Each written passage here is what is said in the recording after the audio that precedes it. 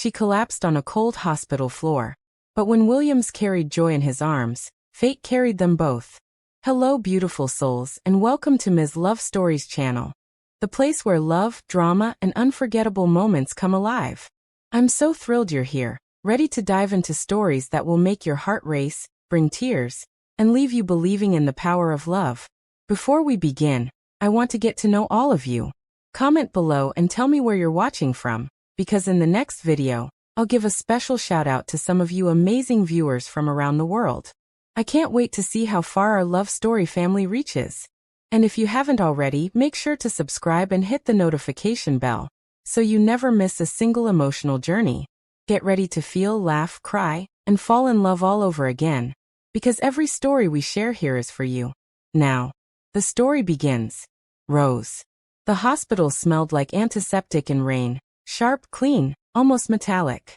Night shift lights hummed overhead, pale and unforgiving, turning every flaw into truth. Williams Walker, Billionaire CEO, the kind whose name made people straighten their suits, stood alone at the reception desk. No security, no entourage. Just a man in an expensive coat, tapping his fingers against marble as though waiting was a punishment beneath him. He had money, power, entire cities bending for his signature. Yet there was hollowness in his eyes, the kind born from too many victories without meaning. While across town, Joy held her chest as she walked down the same corridor, breath shallow, vision swimming. Her shoes were worn, her clothes 2 sizes too big, not by fashion but by circumstance. Bills, medication, exhaustion. Life had been loud lately, demanding, merciless. Her world wasn't skyscrapers and boardrooms like Williams'. Her world was survival. She clutched a file of medical papers, test results she didn't want to open, and whispered to herself, "Just a little more, please." Her legs trembled. Another step. Another breath. Another second she prayed her body would give her. But destiny doesn't wait for readiness. Speech balloon. If you saw someone struggling like this, would you stop, or keep walking? Comment Bilou? Williams turned, a movement so small, so ordinary, but enough to meet the moment her knees buckled. Papers flew. Her body collapsed like a shadow folding. He didn't think. He didn't hesitate. He ran. "Miss." His voice, usually thunder in boardrooms, broke into something raw. He caught her mid-fall, her weight light, frightening, like holding a life made of glass. Her head fell against his chest. Her pulse faint. Her breathing small. For the first time in years, Williams felt fear. Not for profit. Not for reputation. But for her. "Stay with me, please." The words were instinct, not logic. He lifted her. Effortlessly, protectively, as though she belonged in his arms. A nurse gasped. A stretcher was rolled. But Williams didn't lay her down immediately. Something in him refused to let go. And that is where fate begins. The emergency doors swung open with a screech, the kind that scraped across nerves and echoed through quiet halls. Nurses rushed forward, hands swift and practiced, but Williams stayed close, one arm still around Joy's back until the last possible second. "Sir, we've got her," a nurse assured, guiding Joy onto the hospital bed. But Williams didn't step back. His hand hovered above hers, not touching, but refusing to leave. He didn't know her name. He didn't know her story. Yet his chest ached as though he did. The corridor lights flickered across her pale skin. And something inside him, something long forgotten, cracked open like ice under weight. Fear. Not for business. Not for billions. But for her. He swallowed hard, voice low. "Make sure she's taken care of. I'll cover whatever she needs." The nurse blinked, recognizing him now. "Mr. Walker?" "Of course. We'll do everything we can." He nodded once, sharply, but his gaze never left Joy. And for a strange, unexplainable moment, the world went quiet. The machines beeped softly. The smell of disinfectant lingered like rain after thunder. Joy's fingers twitched, barely, but enough to make Williams lean in. Her eyelids fluttered. A whisper escaped her like a ghost of breath. "Don't leave." He froze. Those 2 words, fragile, desperate, hit him harder than any hostile takeover ever had. "I'm right here," he murmured, voice breaking despite him. "I'm not going anywhere." And he meant it. without logic, without reason. Just truth. They wheeled her away toward examination. Doctors calling medical terms he barely processed, but Williams followed anyway, coat trailing behind him like a dark storm. A doctor finally turned, blocking his path. "Sir, you'll need to wait outside. We'll update you soon." His jaw tightened. He didn't like being told no. But he nodded. For her, he could wait. He lowered himself into an uncomfortable plastic chair, elbows on his knees, breath deep but shaky. He hated waiting rooms. He hated not being in control.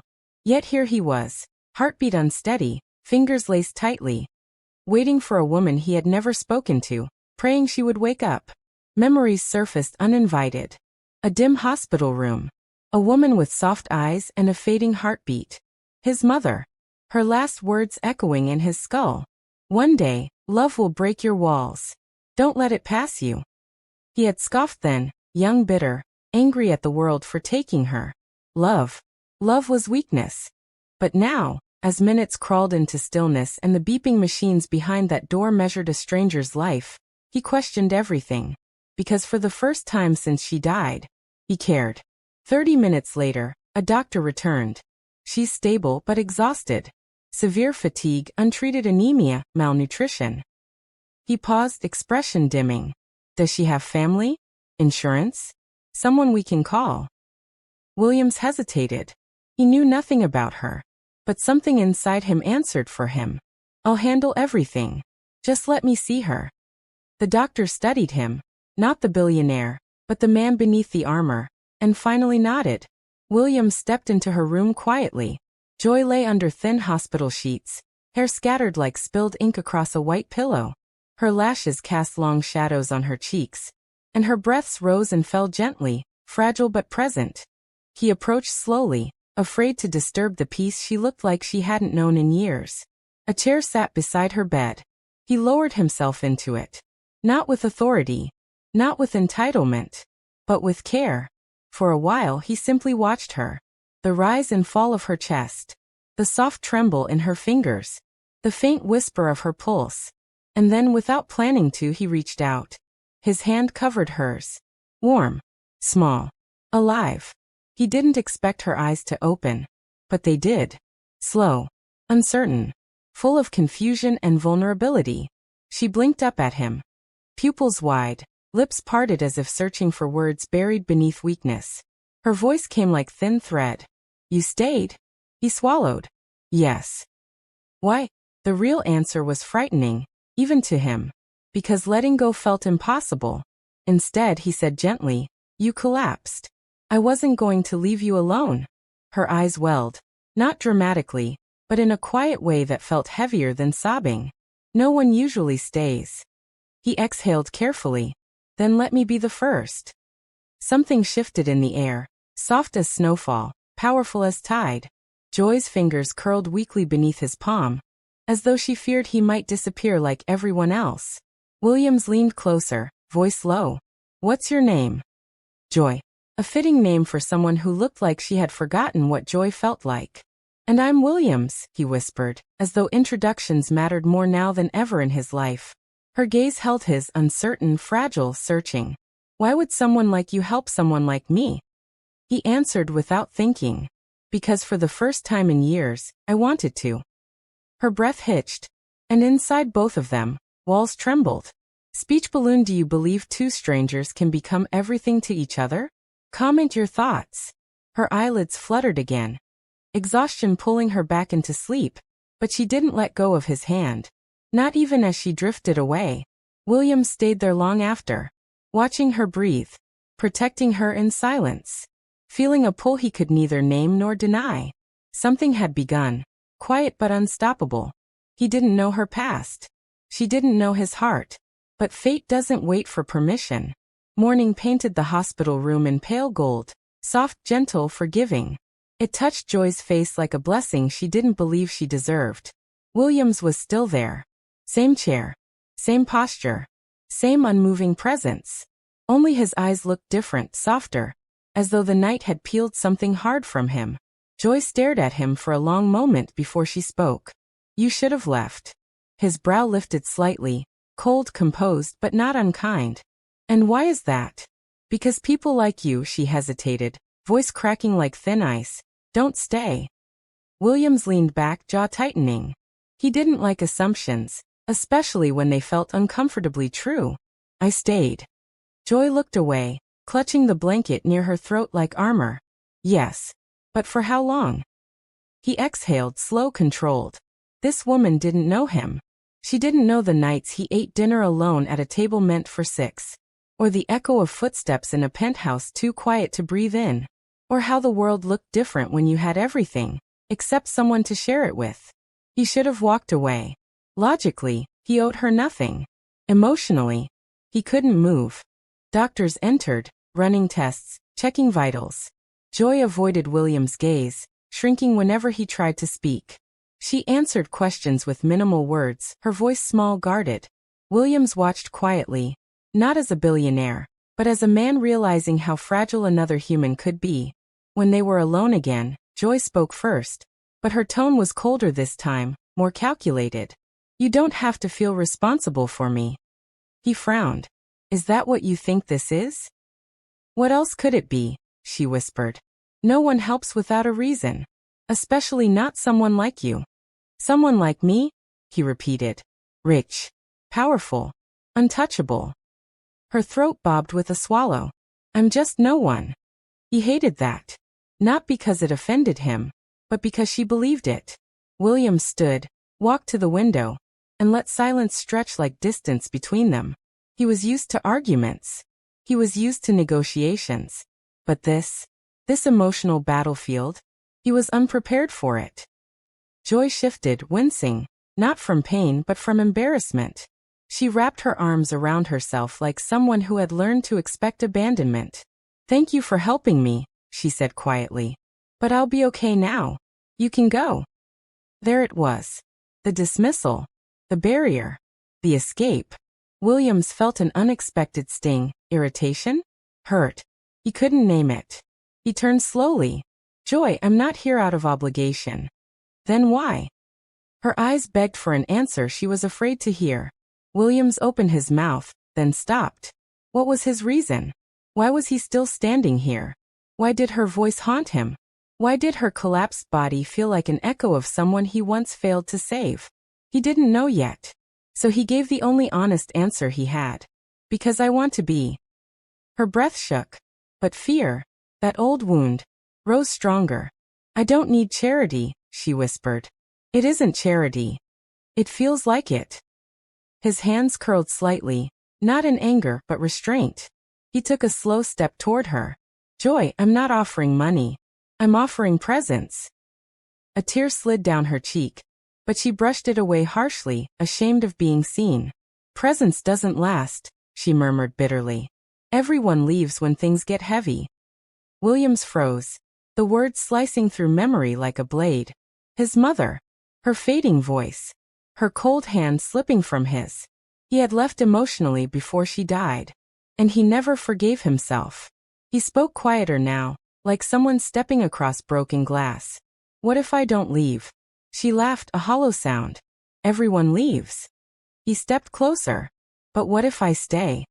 Joy turned her face away, refusing hope like it was poison. Don't make promises, Williams. Not to someone like me. He wanted to argue, to tell her she deserved the world. But he sensed pushing would shatter her faster than saving her. So instead he stepped back. Distance. Space. Silence. If she needed room to breathe, he'd give it. Even though leaving the room felt like tearing something from his chest. Joy watched him walk to the door, jaw clenched, shoulders tense, as though every step away from her was a step he didn't want to take. Part of her wanted to call him back. But broken people don't reach for miracles. They prepare for loss. And Williams, for the first time in years, felt powerless. He paused in the doorway. If you want me gone, he said softly, I'll go. But not because I don't care. Her eyes lifted, slow, hesitant, full of war inside her. She said nothing. And silence became her answer. Williams nodded once. Control restored on the surface, chaos burning beneath, and stepped out. The door closed with a quiet click. But the sound felt louder than thunder. Inside Joy's heart, She stared at the ceiling, chest tight. Why did it hurt when he left? Why did his presence feel safe? Why did she want him to come back? Even as she pushed him away, she pressed her hands to her face and whispered to the empty room, "Please don't care for me. I don't know how to deserve it." Inside William's heart, he walked down the hallway slowly, refusing to admit what was happening. This woman, fragile, stubborn, scared, had unsettled him more than billion-dollar mergers ever did. He should forget her. He should move on. But he couldn't. Because leaving her room felt like leaving something unfinished, something important. And for the first time in years, Williams Walker wanted something money couldn't buy. Connection. The next morning arrived too quickly. Cold sunlight poured through the thin hospital window, washing the room in a pale, unforgiving glow. Machines hummed. Footsteps echoed faintly from the hallway. Nurses whispered. Life continued, but Joy lay motionless, small and fragile against the vast white sheets. Williams had not left her side. He sat in the same chair he had taken the night before, suit jacket over his shoulders like a blanket, eyes fixed on her sleeping face. This woman, this stranger, had awakened something in him he didn't understand. Was it sympathy? Responsibility? Or something deeper? Something he had spent years refusing to feel? His phone vibrated nonstop. Board members, lawyers, analysts, meetings he was supposed to attend. He ignored them all. When Joy finally stirred, breath trembling through her lips, Williams leaned forward instantly. "You're awake." His voice came out lower than he meant, almost relieved. Joy blinked, confused, disoriented. Her eyes scanned the room, and landed on him. The billionaire CEO. Still there. Still watching. She swallowed nervously. Why are you still here?" Her voice was thin, like something woven from paper. Williams held her gaze, unreadable, steady. "You collapsed," he said. "And I don't leave people who fall in front of me." Joy's chest tightened. She didn't want pity. She didn't want to feel like someone's charity project. Not even his. Even if his presence warmed her more than she wanted to admit. "I'm fine now," she whispered, though her hands trembled under the blanket. "You don't have to stay." Williams didn't move. Didn't blink. "I know I don't have to," he replied. "I want to." The words struck something inside her. A chord tangled with pain and disbelief. Why would a man like him stay? She looked away quickly, blinking hard. "You don't understand," she murmured, almost to herself. "I'm not someone you rescue. I don't have anything to give you back." Williams inhaled slowly. He could have said he didn't need anything. He could have said she didn't owe him a thing. Instead, he stood up, tall, controlled, intimidating. "Tell me what you need," he said. "I will handle it." Joy laughed, a quiet, broken sound. Her eyes filled with humiliation she had carried too long. "What I need?" She exhaled shakily. I need money." The words tasted like shame. "For my mother," she continued, voice cracking. "She's dying, and I don't have enough to keep her treatments going." Williams froze. And for the first time, Joy saw something flicker across his expression. Something almost human. Pain. He stepped closer. Slow. Careful. "Why didn't you tell anyone?" he asked softly. "Because nobody listens to people like me," she whispered. "Poor girls don't matter. Not in this world." The room fell silent. Then, without permission, without hesitation, Williams reached out, fingers brushing the back of her hand. It was gentle, warm, devastating. "You matter to me."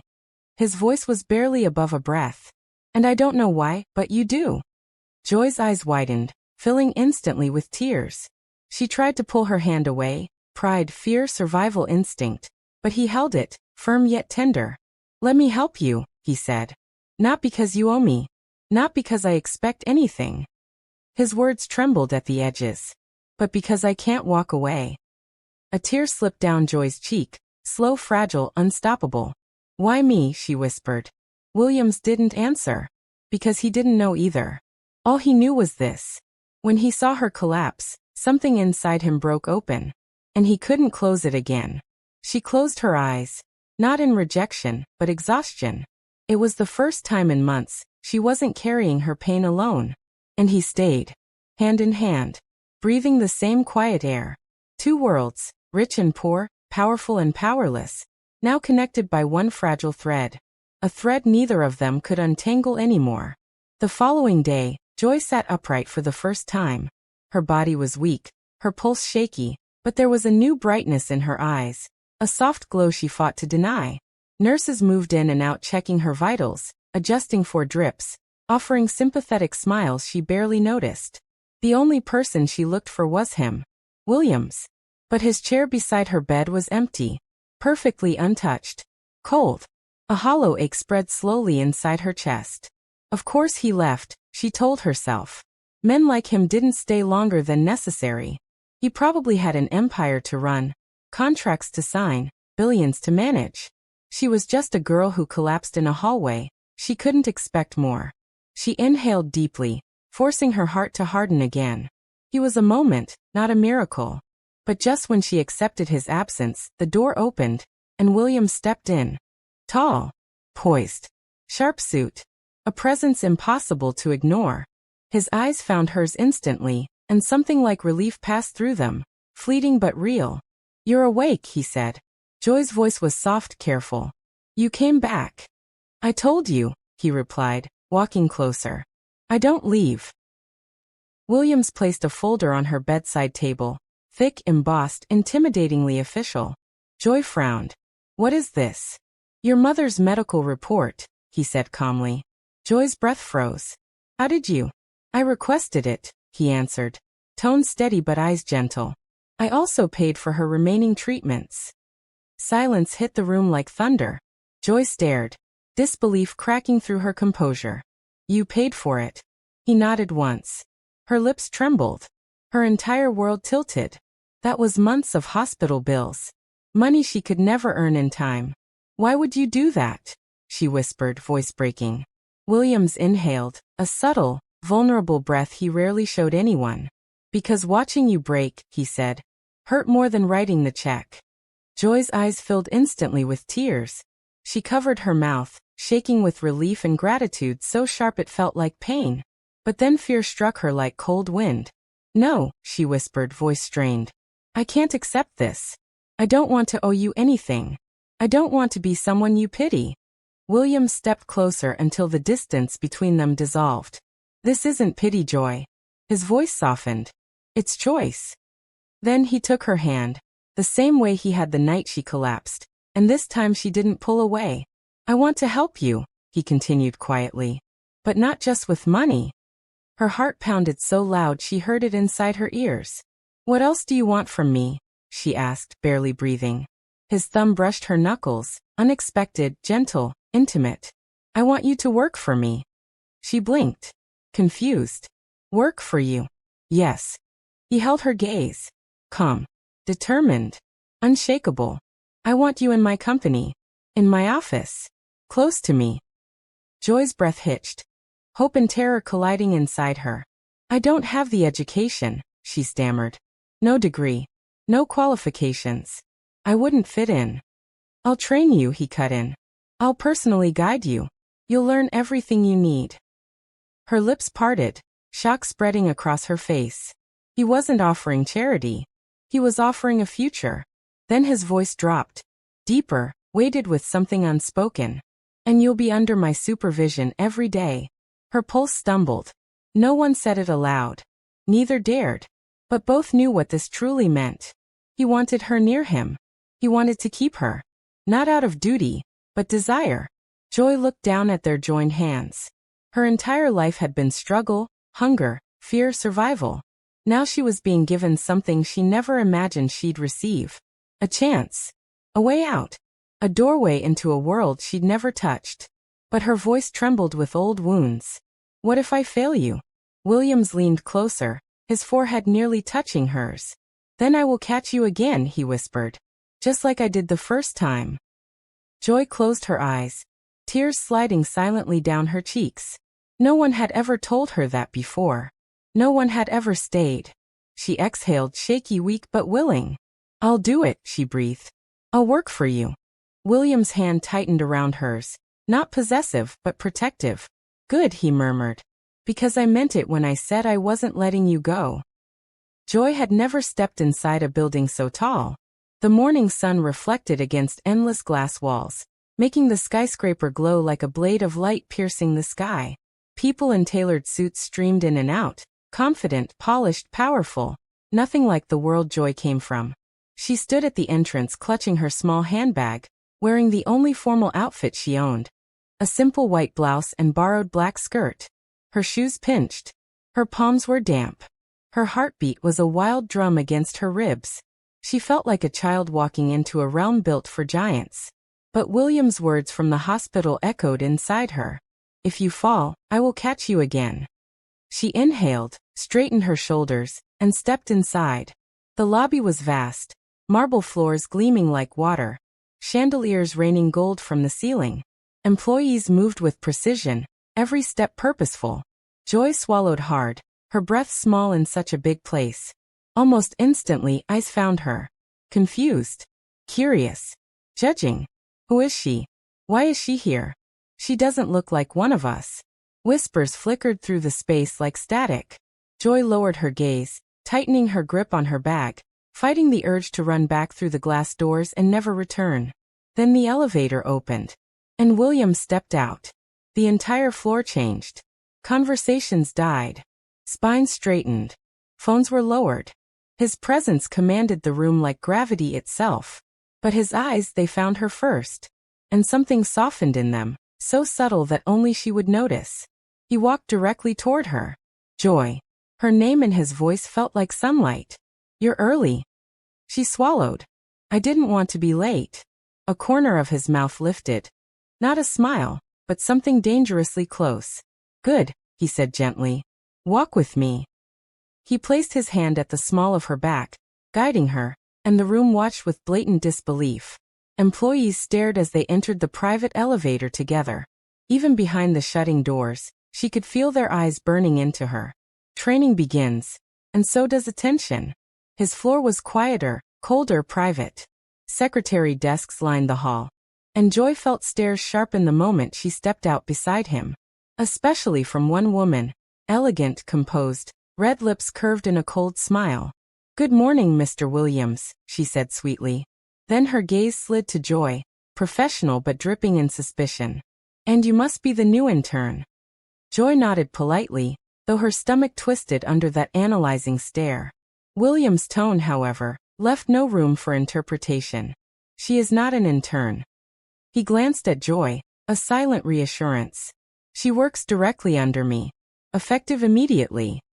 The secretary's smile faltered just slightly. Whispers would explode after this. Joy knew. So did he. But he didn't care. He handed Joy a tablet, documents, and a schedule.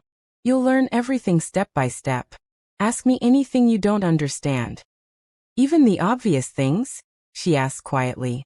Especially those, he replied. And for the next hours he did exactly that. He sat with her, explained terms, guided her through systems and reports. He was patient, more patient than anyone expected a billionaire to be. Their chairs too close, his voice too low, his hand occasionally brushing hers when he pointed to the screen. And every accidental touch stole breath from her lungs. Lunch break, but everyone's watching. At noon he asked, Are you hungry? Joy nodded. A little. He stood. Come with me. And again the office stared. Some whispered. Some glared. Some looked shocked enough to drop their coffee. One man muttered loud enough for a few to hear. Since when does the boss bring strays? Joy froze. The words cut deeper than they should. Old wounds reopened. Her fingers tightened around the tablet. Before she could react, William stopped walking. Turned. His voice was quiet, lethal. Say that again. The room went silent. The man paled. I didn't. Yes, you did, William said, stepping closer, eyes burning ice. And if you ever insult her again, you won't step foot in this building the next morning. The man swallowed, nodding frantically, trembling. Williams didn't shout. He didn't need to. He returned to Joy and spoke softer than before. People fear what they don't understand, he murmured. But I won't let anyone hurt you. A warmth spread slowly through Joy's chest. Terrifying, beautiful. He was protecting her. Not because she was weak. Not because she needed saving, but because he cared. Maybe more than either of them was ready to admit. They rode down together, alone, and the silence wasn't empty. William stood beside her, close enough that she felt the heat of his body through her thin blouse. She tried to steady her breathing, but her pulse betrayed her. He noticed. "Are you nervous?" he asked softly. "Yes," she whispered. "About them?" he asked. "Or about me?" Joy's breath faltered. She looked up, slowly, into his eyes. Deep. Intent. Searching. "I don't know," she admitted. "Maybe both." His gaze dropped to her lips, only for a second, but it changed the air around them. The elevator dinged. The doors opened. He didn't move immediately. Instead, he spoke with quiet certainty. "You belong here more than they think," he murmured. "And more than you believe." He stepped out, and she followed. But something inside her had shifted. This wasn't just a job anymore. This was connection. Tension. A spark too dangerous to ignore. Because Joy was no longer just the girl he carried from a hospital floor. She was becoming someone he didn't want to lose. And everyone could see it. Rumors have a way of spreading like fire. And in William's company, that fire became a blaze by the end of the week. Joy could feel it everywhere. In retreating conversations when she entered a room, in eyes that slid over her with envy, in stiff, polite greetings laced with poison underneath. She kept her head down. She worked hard. But whispers crawled behind her like shadows. She must be sleeping with him. He's never defended anyone before. Why her? Look at her clothes. Look at her background. She doesn't belong here. Joy pretended she didn't hear them. But words, even hidden, even soft, bruise. Williams, however, remained unchanged. Focused. Intentional. Almost too intentional. He had her accompany him to meetings, sit beside him during executive discussions, and once, shockingly, had her present a minor report. His faith in her was louder than their judgment. But that only fueled jealousy. Especially in one person, Mara, the elegant red-lipped secretary who had watched Joy since the first day with a predator's patience. She made her move on a Thursday evening. The trap was subtle. A smile with knives behind it. Most employees had gone home. The sky outside was a deep indigo, city lights flickering like stars fallen to earth. Joy was finishing data entries when Mara approached her desk, smooth, smiling, dangerous. "You've been doing well," Mara said. Almost kindly. Joy blinked, surprised. "Thank you." Mara leaned closer, like a friend sharing gossip. "You know, people are questioning why you're always around Mr. Williams. Why he looks at you the way he does." Joy's stomach tightened. "He looks at me," she repeated softly. A slow smile curved Mara's mouth, amused, superior. "Oh, Joy, men like him don't just look. They choose. And when he's done choosing, they move on." Joy froze. The words struck deep. Insecurity, fear, old abandonment rising too fast to fight. Mara placed a file on her table. "He asked for these delivered to his office. Personally. He's still upstairs. You should hurry." Joy hesitated. Something felt wrong. Too convenient. Too sharp beneath the softness. But she couldn't disappoint him. So she took the file and walked to his office. The door she shouldn't have opened. The lights were low. The room quiet, except for the hum of the city beyond the glass. William stood inside. But he wasn't alone. A woman sat opposite him, laughing, leaning too close. A socialite Joy recognized from online articles. The type that belonged in his world. Wealthy, elegant, dripping diamonds instead of tears. Joy's footsteps faltered. Williams looked up, and his expression shifted instantly. The woman followed his gaze, eyes landing on Joy like she was something stuck to the bottom of a shoe. "Oh," she said airily. "Is this your assistant? Or something else?" Joy felt her face burn. William stood slowly, his voice firm. "She is not." But Joy stepped forward, forcing a smile too tight to hold. "I brought the files you requested," she said quietly, placing them on the table before either could stop her. His eyes softened, regret flickering. Joy. It hurt worse than anger would have. The softness. The concern. Like she was fragile. Breakable. She couldn't even meet his eyes. "I'll go," she whispered. And she turned before he could finish standing. He caught her, but too late. The elevator doors closed as Williams reached them. He hit the button, jaw clenched, breath sharp. But the lift was already descending. Joy stood alone inside, chest tight, vision blurred, breath trembling. It wasn't what she saw, it was what it triggered. Every abandonment. Every time someone better replaced her. Every moment life had chosen someone else over her. She pressed her fist to her lips to keep from crying. You don't belong here. Mara's voice echoed. You will move on. The city lights blurred into streaks as tears finally fell. When she stepped into the lobby, he was already running down the stairs. He must have taken them to reach her faster. Joy. His voice cracked the room. She stopped but didn't turn. He walked to her slowly, breathing hard. You should have waited, he said gently. There was nothing between that woman and me. Joy wiped her cheek, voice breaking despite her control. You don't have to explain. I am no one. His expression tightened. Pain, frustration, protectiveness all colliding. You are not no one. She shook her head. Compared to her? Compared to everyone here? He stepped closer, too close. I don't want her, he said, each word deliberate. His voice low, trembling with something he was barely holding back. I want. His breath hitched. He closed his eyes, fighting himself. What was too dangerous? Too soon? Too raw? Joy stared at him, tears glistening like shattered glass. Williams, she whispered. Don't say things you'll regret later. He opened his eyes, and she saw everything he wasn't saying. Desire. Fear. Connection. The elevator chimed again. He didn't finish the sentence, and she walked away first. Left him standing under the golden lobby light. Jaw set, hands trembling, eyes burning with something complicated and painfully human. That night became the fracture, the line drawn in soft, breaking silence. And neither knew if it was a wound or a doorway. Night fell over the city like velvet, lights flickering below like stars trapped between concrete and glass. Joy sat alone in her small apartment, hands wrapped around a mug of lukewarm tea.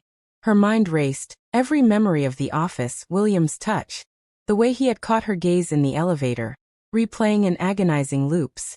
She pressed her temple with one hand. Why does he make me feel so seen? So fragile, so alive? Her chest tightened. She wanted to run.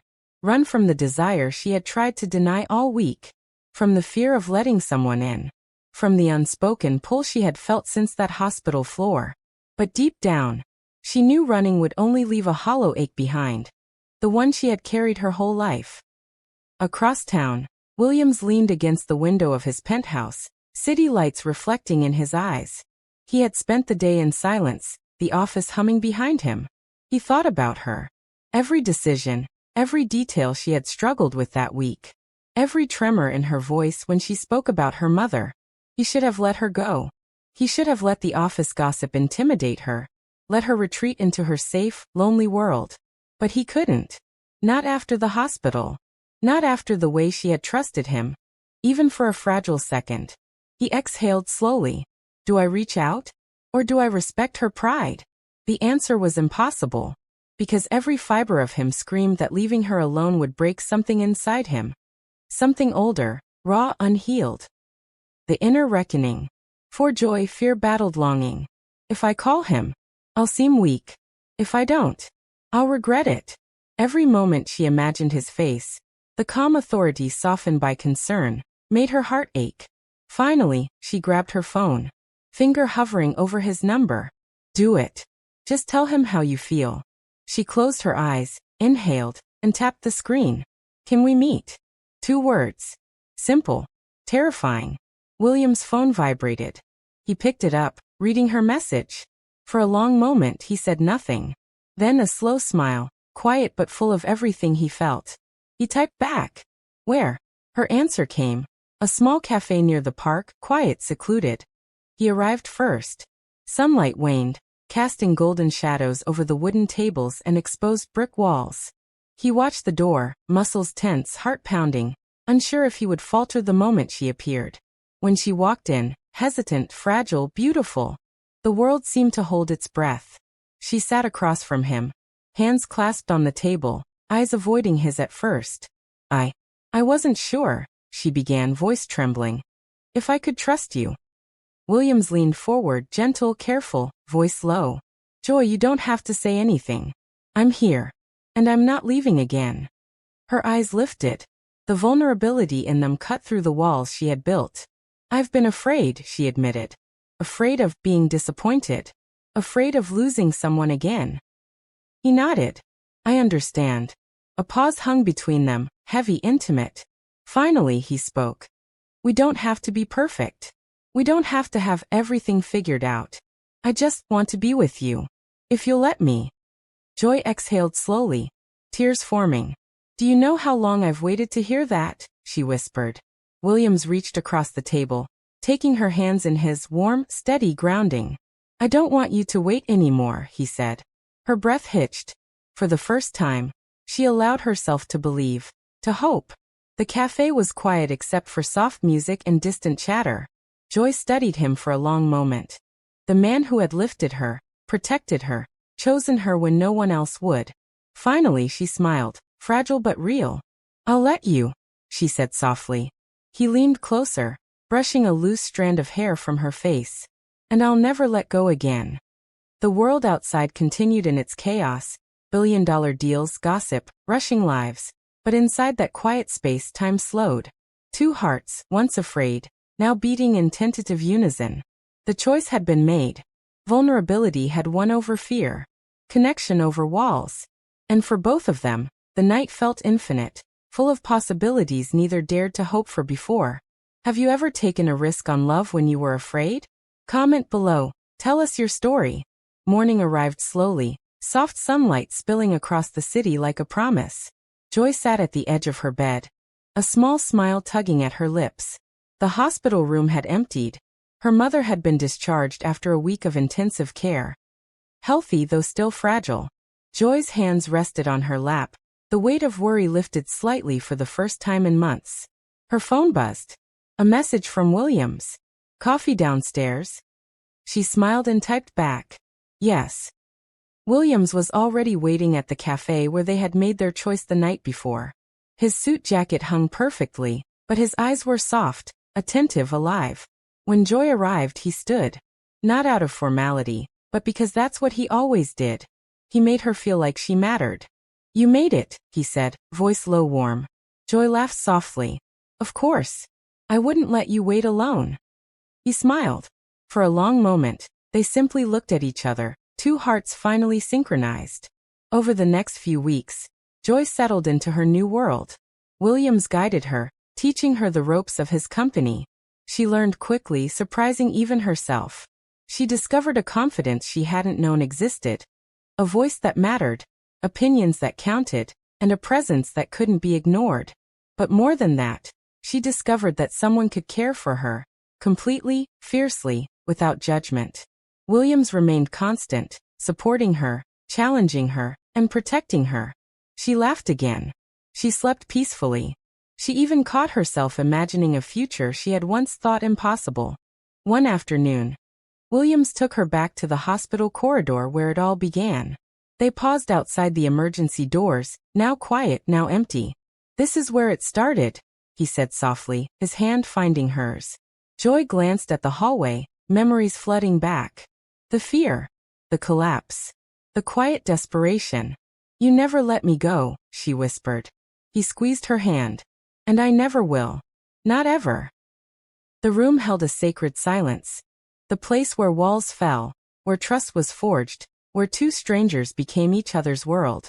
Joy rested her head against his shoulder. The warmth was steady, comforting, permanent. Back at his penthouse, life was quieter but richer. Joy had her own space, her own responsibilities. Yet their worlds were intertwined in ways neither expected. She cooked in his kitchen, laughing when he tried to help. He shared boardroom victories with her, proud of her insight. They debated, teased, and slowly, effortlessly, they fell into a rhythm only they could create.